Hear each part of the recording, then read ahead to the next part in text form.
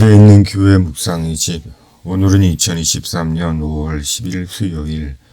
오늘 묵상 말씀은 민수기 26장 1절에서 51절.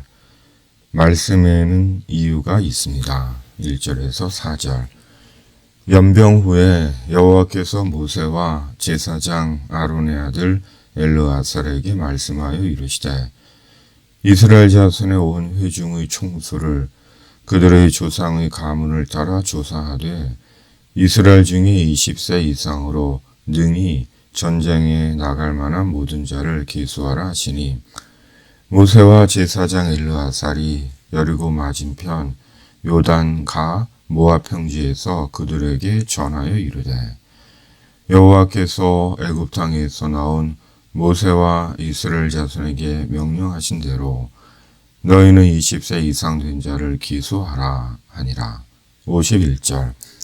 이스라엘 자손의 기수된 자가 60만 1730명이었더라. 아멘.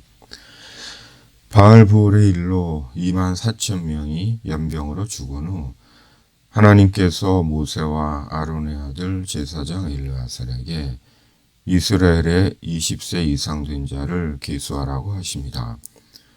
그리고 계수된 자가 여자와 20세 미만의 사람들 외에 모두 60만 1730명이었습니다.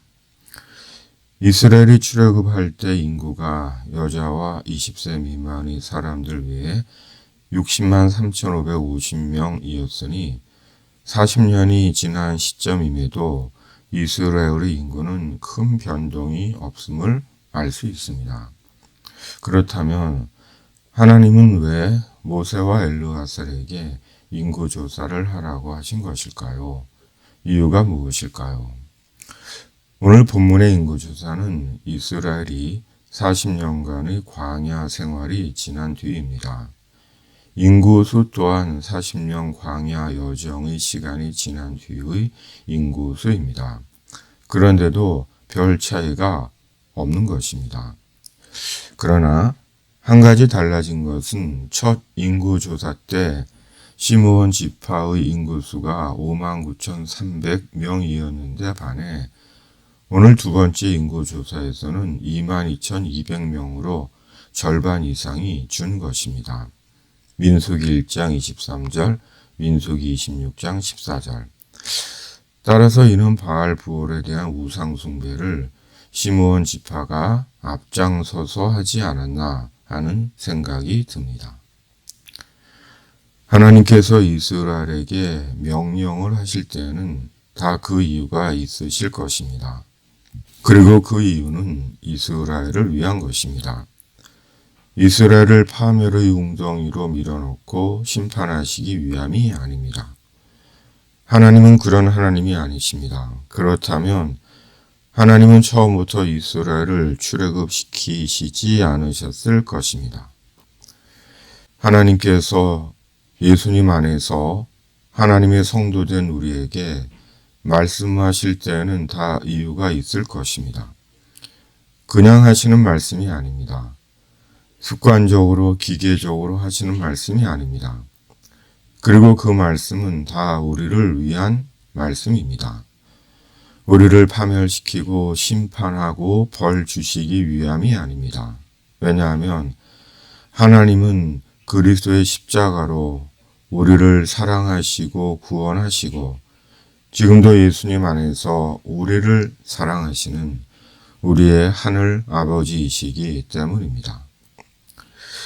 이스라엘의 40년 광야 여정, 결코 쉬운 시간들이 아닙니다. 오래전 성지 순례를 하며 이스라엘의 광야길을 가보았지만 사람이 살 수 있는 곳이 아닙니다. 결코 살 수 없습니다. 이스라엘의 광야 여정 당시에는 더했을 것입니다. 여러 이방의 공격을 비롯해 매우 심각했을 것입니다. 그러므로 이스라엘이 40년 광야길을 지나며 맞이할 수밖에 없는 현실은 인구의 감소입니다. 이스라엘은 인구가 줄 수밖에 없습니다. 주는 것이 당연합니다. 그런데 이스라엘은 인구가 줄지 않은 것입니다. 하나님의 행하심의 결과입니다. 이스라엘을 도우신 하나님의 은혜의 결과입니다. 하나님은 어쩌면 모세와 엘르하살 그리고 이스라엘이 이 사실을 깨닫기를 바라셨는지도 모릅니다. 믿음 안에서 우리가 산다는 것, 전적인 하나님의 은혜입니다. 하나님의 은혜로 살아가고 있습니다. 내 스스로 지키고 유지하고 보존하며 사는 것이 아닙니다. 하나님께서 지켜주시고 먹여주시고 입혀주시고 공급해주시고 막아주셨기에 우리는 살고 있는 것입니다. 그러므로 어느 한순간이라도 결코 교만하거나 자만해서는 안 됩니다. 자기 힘으로 사는 것처럼, 자기 능력으로 살아온 것처럼, 자기가 잘나서 이룬 것처럼, 가지고 있는 소유가 자기 것인 것처럼 착각하고 안심하고 유세 부리고 사람을 함부로 대하고 교회를 자기 맘대로 해서는 안 됩니다. 하나님께서 오늘 밤 영혼을 도로 찾으실 수도 있습니다. 하나님께서 우리에게 말씀하시는 것은 다 이유가 있기 때문입니다. 그냥 하시는 말씀이 아닙니다. 그러므로 묵상하며 성령으로 그 이유가 무엇인지 깨닫고 순종하는 것, 자기 삶과 인생에 접목하는 것, 그리스도를 믿는 우리 신앙의 의미이고 복인 것입니다. 오늘도 그런 하루이기를 주님의 이름으로 묵상의 집 가족들을 축복합니다.